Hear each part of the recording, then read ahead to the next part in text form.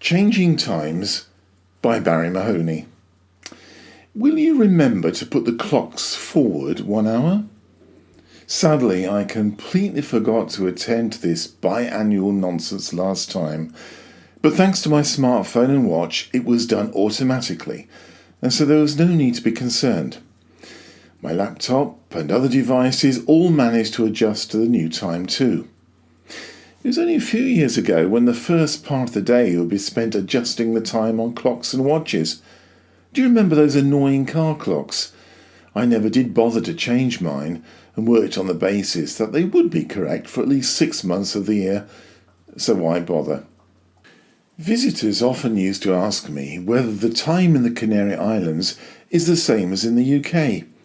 It is, but it is not the same as in Peninsular Spain, which is always 1 hour ahead.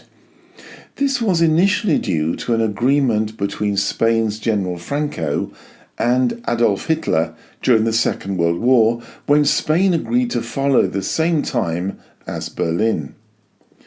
Fortunately, in Europe, the tedious nonsense of changing time forwards or backwards twice a year, known as daylight summertime, has come to an end, because the European Parliament approved a measure by a massive majority in favour to abolish the twice-yearly time change.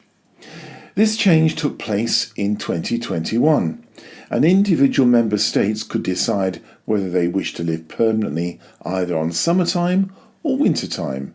Once the decision has been made, it would be permanent.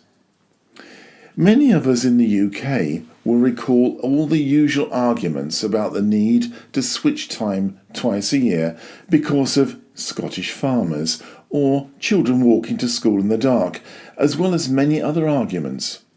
But I remained unconvinced. To me, the arguments put forward always seemed to be both spurious and unconvincing. I am more convinced by a growing body of evidence which shows that time changes are harmful to public health as well as to the economy.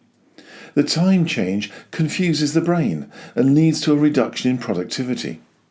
There are also increased levels of health concerns, including more accidents at work reported during the immediate period following a time change.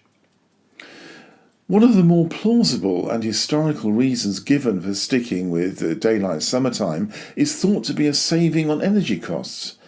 Even this argument has been shown to be a nonsense, since current data suggests that the policy results in even greater energy consumption. Given the current energy crisis, to me it would seem sensible for this decision to be reconsidered.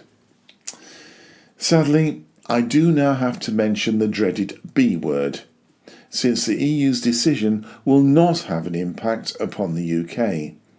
The UK will be free to continue with daylight summertime as usual and to ignore the EU's decision to abandon it.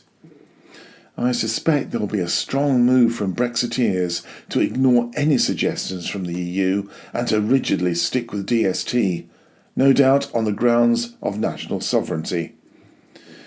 Such foolishness is now, of course, to be expected, whether or not it makes any sense. But when did common sense recently enter the debate in the already steaming, putrid cauldron commonly known as Brexit? You have been listening to Changing Times by Barrie Mahoney. Thank you for listening.